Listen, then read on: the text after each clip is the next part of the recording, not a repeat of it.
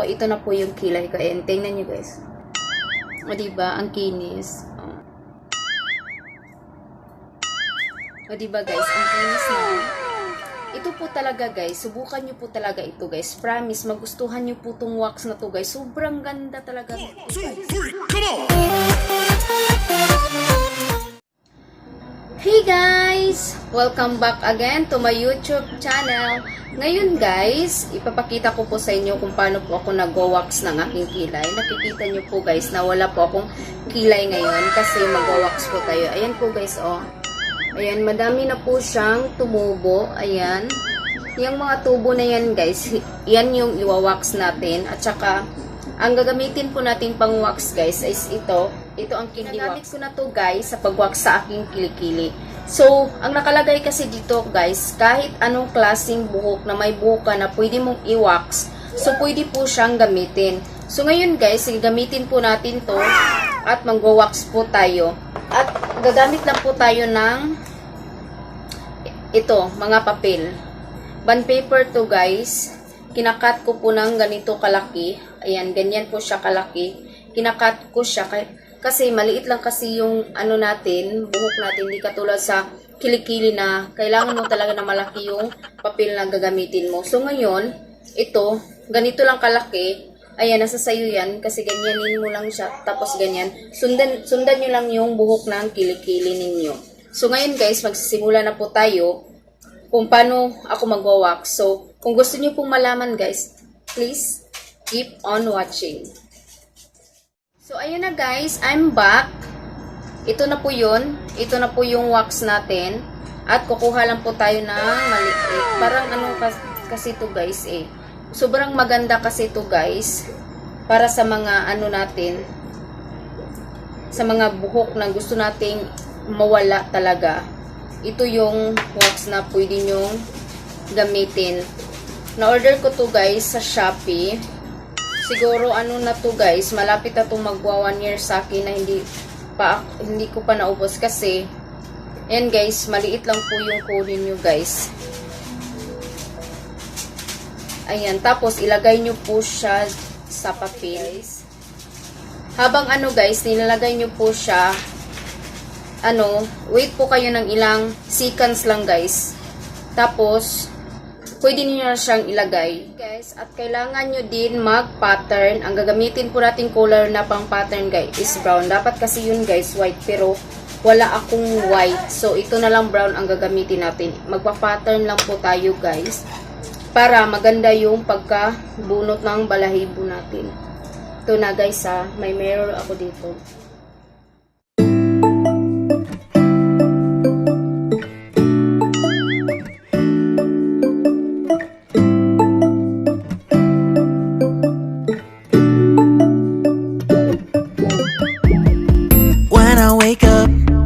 I feel cozy, yeah. Can you hold up? Don't need no coffee yet. Got no makeup. How do you look so fine? Bust up, bust up. How did I make you mine? Stay a minute, another minute. Hold on a second, I love this moment, yeah. Hindi ako nagkilay kasi ipapakita ko talaga sa inyo. Ilagay natin sa maliit na papel. Pag ganyan yung palagay guys, oh. And ganyan. Ganyan nyo lang siya ilagay. Tapos, hatakin nyo po siya paibaba. Ganyan. Yan, ganyan lang guys. Tapos, ilagay nyo kung saan yung parting buhok na meron. Dito. Unahin natin dito guys. Yan. Bunutin nyo siya. Yan guys, oh, may natanggal. Hindi ko alam kung nakikita nyo kasi sobrang liit ng balahibo ang natatanggal.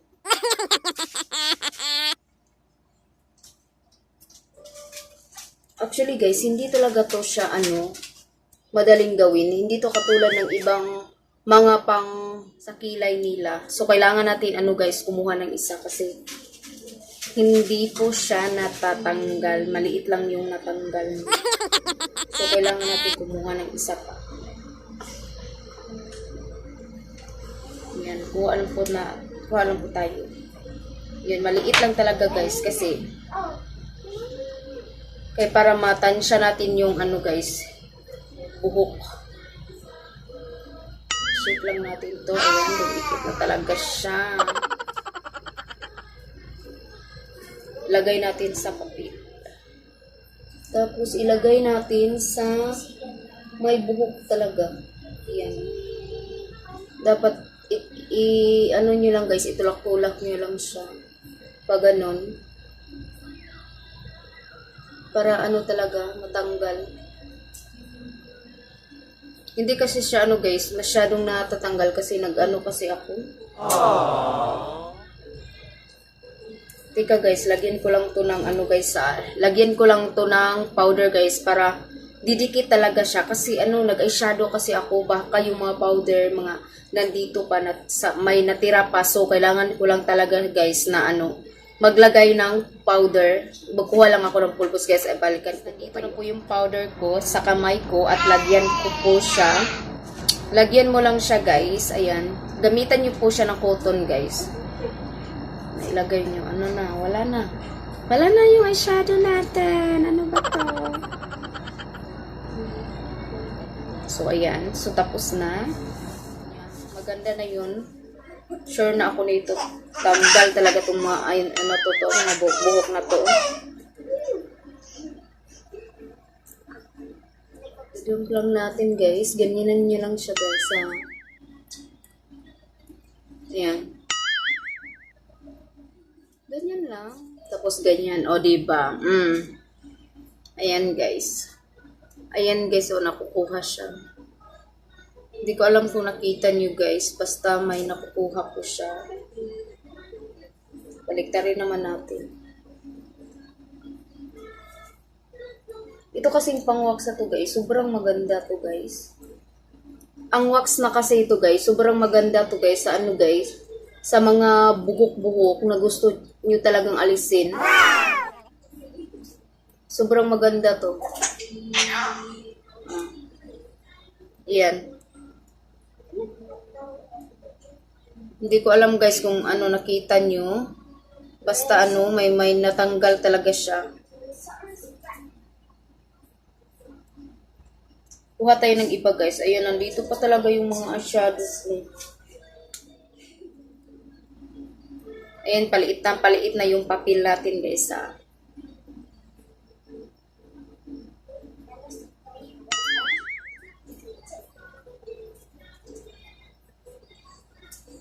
Ayan.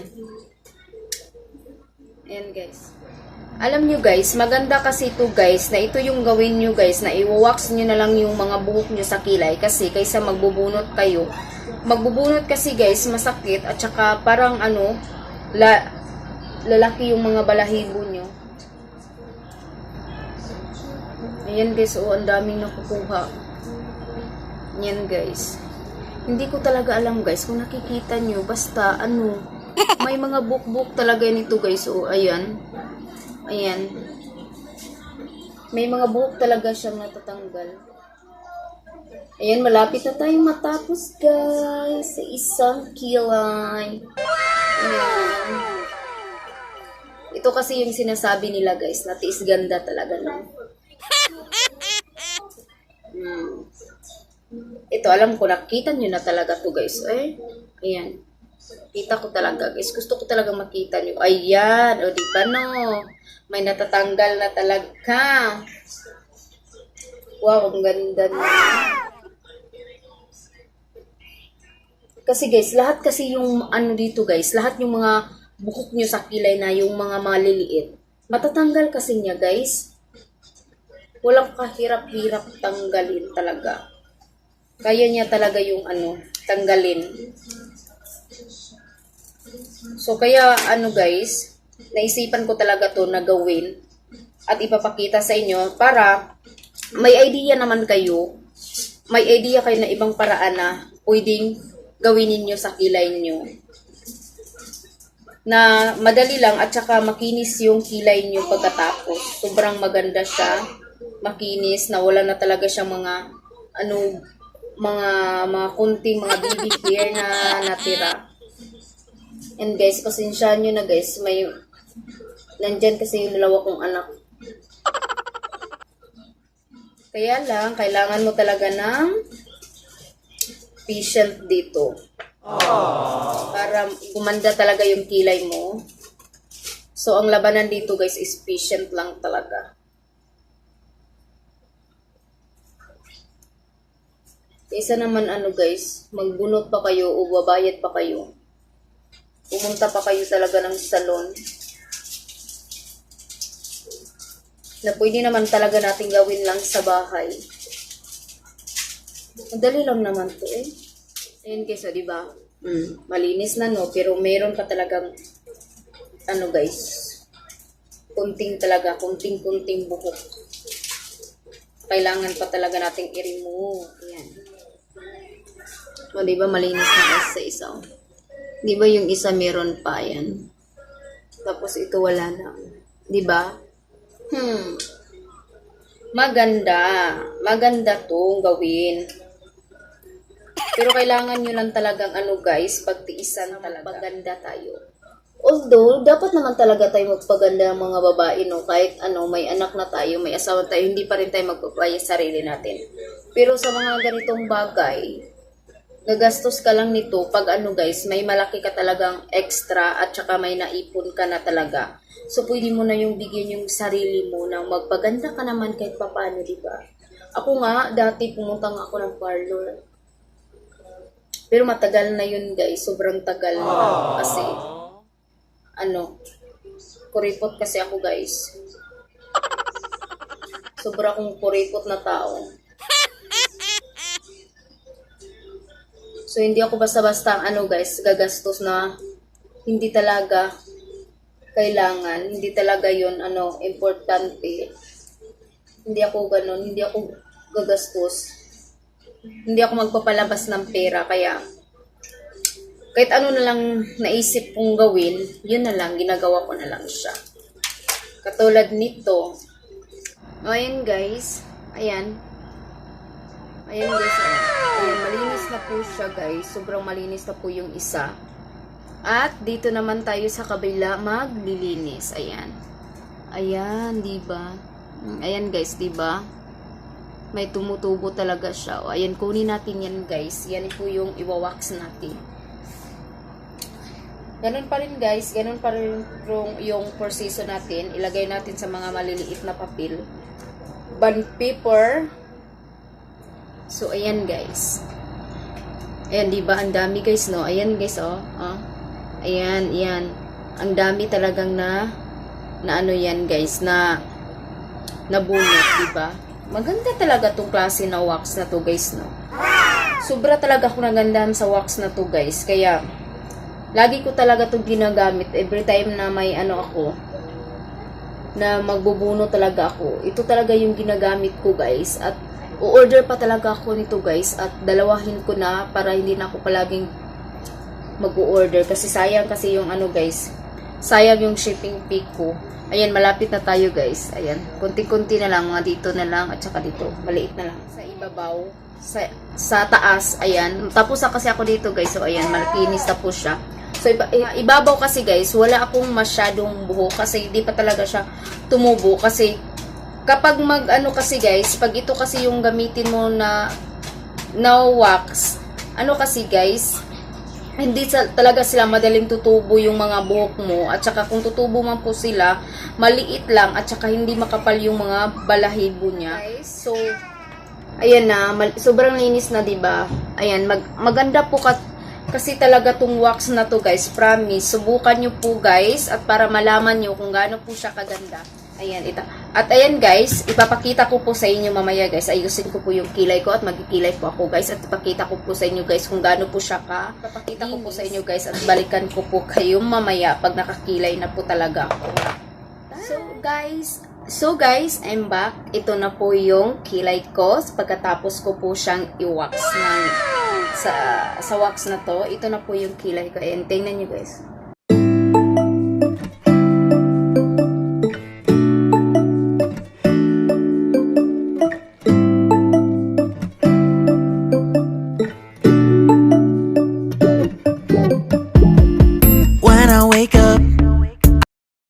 O diba guys, ang kinis no? Ito po talaga guys, subukan nyo po talaga ito guys. Promise, magustuhan nyo po itong wax na to guys. Sobrang ganda talaga nito guys. Itong wax na to guys. Ang dami kasi niyang pwedeng gawin guys. Winawax po siya, diba guys? Ang ganda. Diba? Wala na siyang wala na siyang mga buhok-buhok kahit na maliit talaga. Wala. O ayan. Ang kagandahan po sa wax na to guys is sobrang niyang ganda guys kasi hindi po siya talaga madaling tumubo. At kung tutubo man siya, hindi po siya maraming tutubo at manipis po yung balahibo niya pag tumutubo po siya. Kaya ko to siya nagustuhan guys kasi alam mo guys, pag nagbubunot ka kasi guys, ilang days, ilang weeks ba yun, ayan, tumutubo na siya. Pero ito guys, hindi siya talaga tutubo ng bonggang-bongga na. Pero pwede naman talaga siyang i-wax. O diba, nakita nyo naman talaga yung result niya. Ayan, diba, ang ganda talaga pwede guys. Hindi natin linisin yung mga balahibo sa kilay natin, diba? So guys, ito na po. Dito lang po nagtatapos ang vlog na to. At ito lang po yung mga kaganapan natin. At sana guys, may natutunan po kayo kahit papano. At sana, masubukan nyo din tong wax na to. Kasi, maganda talaga siya guys. Sobrang maganda. Thank you so much guys for watching. And guys, please don't forget, ayan, to like and subscribe my YouTube channel. At guys, don't forget to click the bell button para ma-notify po kayo sa mga bago kong mga videos. Sa mga bago kong mga kaganapan. Kaya guys, please don't forget to like. At sana magustuhan nyo po yung vlog ko ngayon. At saka guys, thank you so much sa inyong lahat, sa mga nanood at sa mga sumusuporta sa akin. Kaya guys, thank you so much.